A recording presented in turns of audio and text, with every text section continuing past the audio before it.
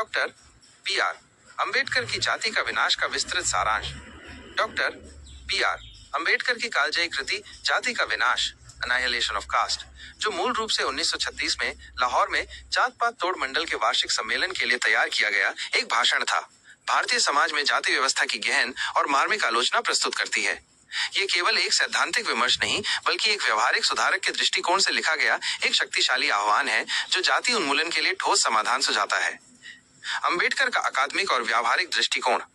अंबेडकर का दृष्टिकोण अद्वितीय था, क्योंकि उन्होंने जाति व्यवस्था की केवल सैद्धांतिक निंदा ही नहीं की, बल्कि इसके उन्मूलन के लिए व्यावहारिक समाधान भी प्रस्तुत किए। वे एक सक्रिय सुधारक थे, जिन्होंने जमीनी स्तर पर परिवर्तन लाने पर जोर दिया। उनके सुझाए गए समाधान, जैसे अंतरजातीय विवाह और साथ भोजन, इंटरडाइनिंग, सीधे तौर पर जाति व्यवस्था द्वारा बनाए गए सामाजिक और भौतिक अवरोधों पर प्रहार करते हैं। ये उपाय दर्शाते हैं कि उनका लक्ष्य केवल बौद्धिक विमर्श तक सीमित नहीं था, बल्कि वे भारतीय समाज में वास्तविक सामाजिक एकीकरण और समानता लाना चाहते थे। उनका मानना था कि इन सामाजिक रीति रिवाजों को अपनाकर ही जातिगत विभाजन को तोड़ा जा सकता है और मानवीय बंधुत्व को बढ़ावा दिया जा सकता है। धर्म और जाति का अटूट संबंध। अंबेडकर का सबसे क्रांतिकारी और महत्वपूर्ण तर्क ये था कि जाति व्यवस्था हिंदू धर्म ग्रंथों से गहराई से जुड़ी हुई है।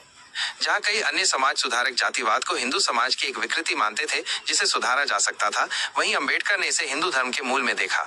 उन्होंने दृढ़ता से तर्क दिया कि जाति व्यवस्था हिंदू धर्म के नैतिक और आध्यात्मिक ढांचे का एक अभिन्न अंग है। यही कारण था कि वे धर्म ग्रंथों के त्याग की बात करते थे और उन्होंने यहाँ तक कहा था कि इन ग्रंथों को डायनामाइट से उड़ा देना चाहिए। ये कठोर भाषा ये दर्शाती है कि वे सतही सुधारों के बजाय समस्या की जड़ तक जाकर उसका समाधान चाहते थे। उनका मानना था कि जब तक हिंदू धर्म अपनी जाति आधारित संरचनाओं को नहीं त्यागेगा, तब तक वास्तविक सामाजिक समानता प्राप्त करना असंभव होगा। गांधी और अंबेडकर का वैचारिक टकराव।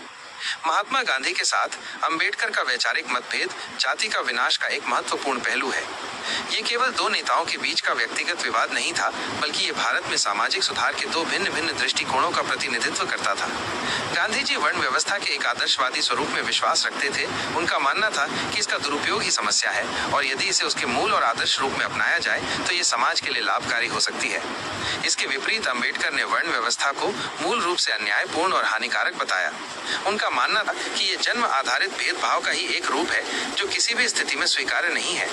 ये टकराव आज भी भारतीय समाज में जाति और धर्म के संबंधों पर बहस के लिए अत्यंत प्रासंगिक है और ये दिखाता है कि कैसे दो महान नेता भी एक ही समस्या को अलग अलग दृष्टिकोणों से देखते थे।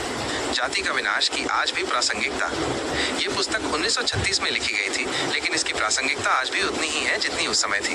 भारत में जातिगत भेदभाव हालांकि कानूनन निषिद्ध है, फिर भी विभिन्न रूपों में मौजूद है।